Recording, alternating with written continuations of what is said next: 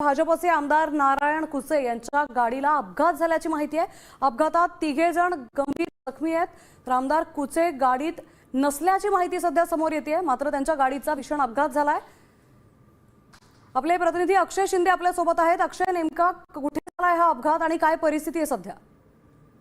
जालन्यातील बदनापूरचे भाजपचे आमदार नारायण कुचे हे त्यांच्या सहकार्यासोबत छत्रपती संभाजीनगरवरून पंढरपूरच्या दिशेने रवाना झालेले होते आणि सोलापूर धुळे राष्ट्रीय महामार्गावर जामखेड शिवारामध्ये त्यांच्या वाहनाचा हा गंभीर अपघात झालेला आहे।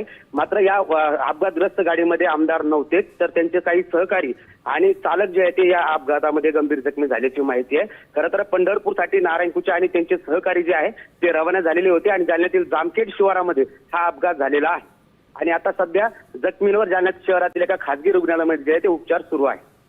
धन्यवाद आपण दिलेल्या सविस्तर माहितीबद्दल। आपण पाहतोय जालन्याचे आमदार नारायण कुचेंच्या गाडीचा अपघात झालाय, तर त्यातले 3 जण